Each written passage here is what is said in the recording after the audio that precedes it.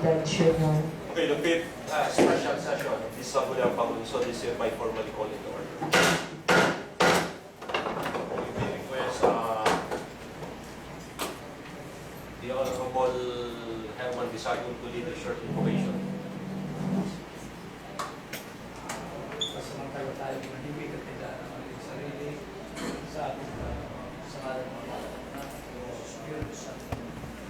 Papagpala Ama, pagpulitek kami sa langit ko ulit sa hapon ito sa pagpapagyan ng pagkakataon. Nang muli ay maganap ang aming fifth regular session. Sana ipatuloy niyo po kaming gabayan, bigyan ng katalinuhan, lakas ng katawan, at malinawan lahat ng issue na pag-uusapan namin sa hapon ito.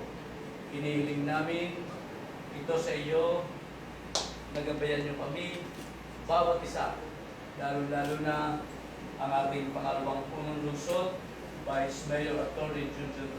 Junjun Trinidad, sa mga kasama kong konsehales, at higit sa lahat sa ating sekretarya at sa lahat ng narito sa bulwagang ito. Gabayan niyo po kami, mahal namin Ama. Sa ngalan ng Ama at Anak at ng Diyos, Espiritu Santo. And please remain standing for the singing of the Philippine National Anthem.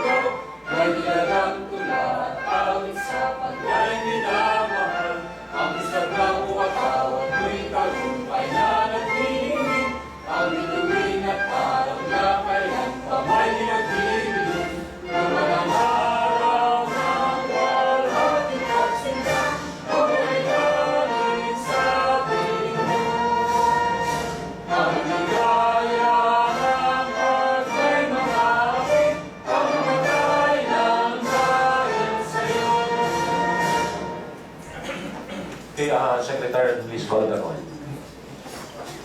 Good afternoon to everyone. Please say present when your name is called. Honorable Joseph M. Castillo. Present. Honorable Herman G. Trinidad. Present. Honorable Simeon M. Platon. Honorable Sailin T. Marqueses. Honorable Angel C. Burgos. Present. Honorable Glenwin D. Gonzalez. Present. Honorable Angel V. Atienza. Present. Honorable Benedicto C. Corona. Present. Honorable Cristel N. Buelos. Honorable Herman R. De Sagun. Present. Honorable Isidro M. Fruelda. Honorable John Kennedy N. Macalindong. Present. 11 members are present, Your Honor. Okay, with the presence of the 11 members of this august body, we could proceed with our business for this afternoon. So we'll proceed with question hour. I understand our guest for this afternoon is around. So may call this afternoon.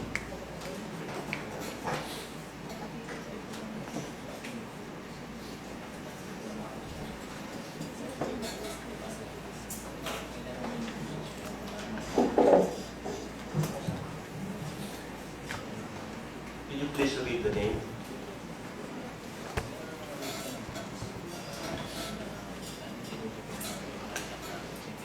Ang mga bisita po nating naririto ay si Mr. Noel Francisco ng Barangay 5, Hilda Dulay, Beverly Bengua, DNMK, Elmer Sanggalang, Calamba, Laguna, and Attorney Pablo R. Cruz from Quezon City. Okay, thank you very much. I guess I understand that our keynote person for this afternoon, Mr. Elmer Sanggalang, and of course, Attorney Pablo Cruz. May we invite the two?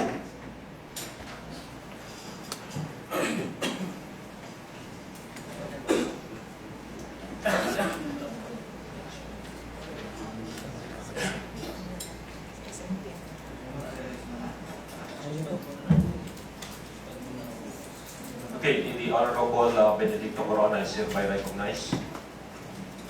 Thank you, Mr. Presiding Officer, and good morning to my colleague, to the members of the Secretariat, to our invited guests, to all of us here. A pleasant afternoon to all.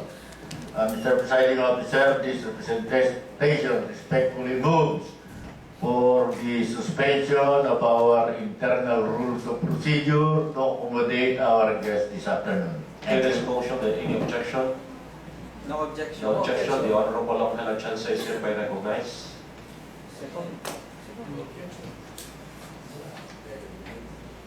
Thank you very much, Mr. Presiding Officer, and good afternoon to everyone. I second your order to the motion of Honorable General Ben Corona. The motion made by the Honorable Benedicto Corona, duly seconded by the Honorable Angel Villa Chansa. The Chair will temporarily suspend our rules to accommodate our guests this afternoon. So at this juncture, Mr. Elmer Sangguniang, can you please state your name, position in company, and address? I am Elmer Sangguniang. I am the legal manager of Panasonic Manufacturing Philippines Corporation, and I reside in Avida Settings, Balikan, Laguna. Okay.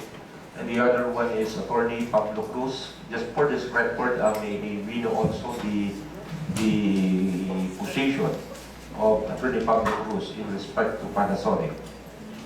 Good afternoon to everybody.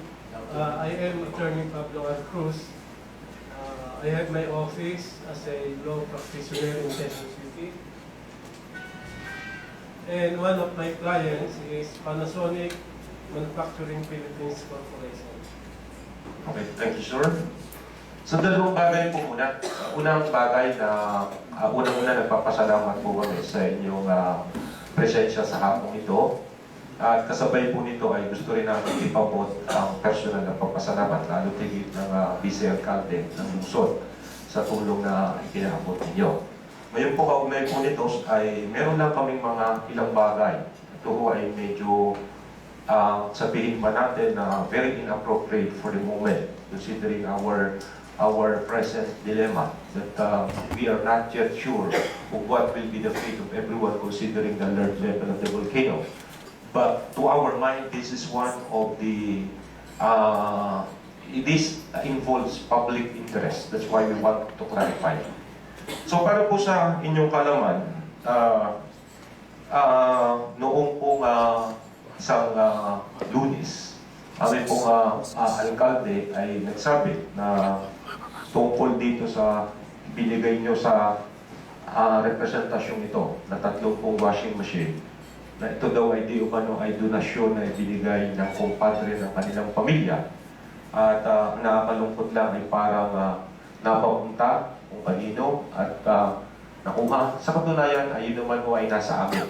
At ito ay alam ng aking mga kasama sa Sangguniang Panlungsod at naroon po pansamantala yung iba na hindi namin nagamit dun sa aming pansamantalang opisina. Ngayon po, ang gusto lang natin pong malaman ay ano ang naging basihan ng pagbibigay at ano ba po ang klase ng pagbibigay na ginawa ng Panasonic doon sa unit na yun, dahil yun po ay sa akin nyo ibinigay para po lang ang malaman ng lahat kung ano rin po yung nature ng inyong pagkakapagbigay sa unit na ito. Sa simula po, our company decided to give 139 units of Panasonic Class B refrigerator to our mayor in Agoncillo, Batangas, Mayor Daniel Reyes. But one day I had a meeting with Attorney Pablo Cruz, and he told me that if I could allot at least 30 units to Attorney Junjun Trinidad, who have been known to me for almost 25 years because we're law school friends in the university. So I talked to our isyung manager and told her that upon the representation of Attorney Pablo Cruz, he wanted to allot the said 30 units to Attorney Vice Mayor Junjun Trinidad. So I texted Attorney Junjun Trinidad, VM, can I call you? Then eventually Attorney Junjun Trinidad called me. Then, pare, what's up? So napag-usapan namin, Attorney, meron po kami do-donate na 30 units na Class B washing machine sa kanya po bilang Vice Mayor, kasi alam po namin na involved po siya sa mga evacuees dito po sa Tanauan, Batangas. So nag-coordinate po kami And then on that Monday, dinalo po namin yung 109 units sa Bawan po kay Mayor Dan Reyes. Then after that, we went to Tanauan and then personally handed over those 30 units to Attorney Vice Mayor Junjun Trinidad. Wala po akong kausap na ibang tao dito sa Tanauan, maliban po kay Vice Mayor Junjun Trinidad. Yun lang po. So for clarity, gusto ko lang din hong liwanagin. Yun naman ho inyong pagbibigay is in the personal capacity ng representasyon ito. At ito ay hindi naka-force sa city. Opo, ang direkto po ako nakapag-communicate kay Vice Mayor Junjun Trinidad. Kasi sila po yung kilala ko dito sa Tanauan, wala na po iba. So sa madali mong salita, ako nga po ay nagtanong pa sa inyo nung pagkatapos na ibibigay niyo sa akin kung paano, paano po ba niyong sabihin din for purposes of the record na dahil sabi niyo yan ay binigay namin personal sa iyo at ikaw ay alam namin Vice Mayor ng Tanauan. Tinanong din ko po kayo, ano ba ang pwedeng gawin pagkatapos nito? Maaari niyo bang ulitin yung sinabi niyo sa akin na patungkol sa pagdidispose nito? Ang nasabi ko po sa kanya na yung pong unit gagamitin po na mag-evacuate. Pagkatapos po, bali na po si Vice Mayor kung ano man po yung pwede nang gawin doon sa mga unit na na-donate po ng kumpanya po namin. So that is very clear at this moment, not unless the members are something to clarify. So at this juncture, gusto ko rin ang pasalamatan si Attorney Pablo Cruz dahil si Attorney Pablo Cruz happened to be my law professor in the College of Law. And he is the one who called Panasonic, who made the representation sa Panasonic na para po ibigay kay Vice Mayor Attorney Junjun Trinidad yung 30 unit ng washing machine para maitulong sa mga kababayan. Alam po naman natin na hindi naman pwede yung i-distribute at that moment. Kaya nga ang ginawa natin, kasama yung mga konsyal, in-install yung 10 sa Darasa at yung kausap natin ay yung poblasyon, Barangay 6 at yung Tapia Elementary School na paglalagyan ng another 20 units. Nagkataon lamang na nung matapos ang Darasa dahil mahina ang kuryente ay nagpaalis na naman ng mga tao at evacuees. So at this juncture, gusto ko lamang po i-set for the record the statement of the donor that the washing machine was given personally to this representation and it was given the authority to dispose kung paano natin ibibigay. But at that account ay gusto ko rin naman hingi, siguro not this moment, ang konsenso ng Sangguniang kung paano natin maibibigay ng maayos ang mga nasabing unit, lalo tigil doon sa mga nangangailangan. So that's very clear.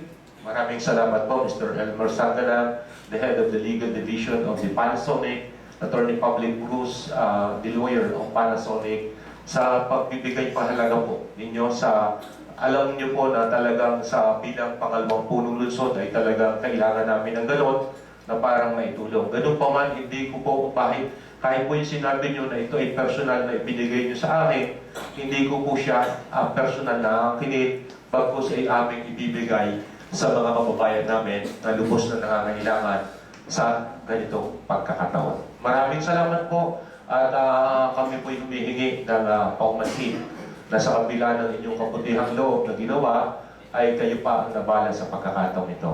We are just doing it for the sake of public interest. Maraming salamat po. No problem po yun. Maraming salamat. Okay, announcement.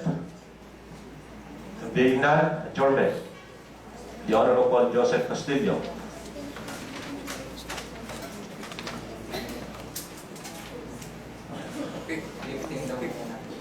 Thank you for the recognition, Mr. Presiding Officer. I move for the lifting of our internal rules of procedures. Okay, there is motion calling for the lifting of the suspension of the rules. The Honorable Cristel Velos is hereby recognized. Thank you for the recognition, Honorable Presiding Officer, and good afternoon to everyone. I second to the motion of Honorable Joseph Castillo. Right. Motion made by the Honorable Joseph Castillo, duly seconded by the Honorable Cristel Velos. The temporary suspension of the rules is hereby lifted. Adjournment. The Honorable Simeon Platon. Thank you, Mr. Presiding Officer. Maraming salamat po sa ating mga bisita. I move for the adjournment of this special session. There's motion calling for adjournment of the special session. The Honorable Angel Burgos is hereby recognized. Thank you, Mr. Presiding Officer, for the recognition. Good afternoon po sa ating bisita. Kami po sa Sangguniang po, Panlungsod, ay lubos na nagpapasalamat kasama po ang aming mga kababayan dito sa Tanauan sa inyo pong mabuti at busilak na puso para kami po ay matulungan. This time po, I second the motion of Councilor Sammy Platon. Motion made by the Honorable Sangguniang Plabon, duly seconded by the Honorable Angel Burgos. The Chair called for the adjournment of this special session.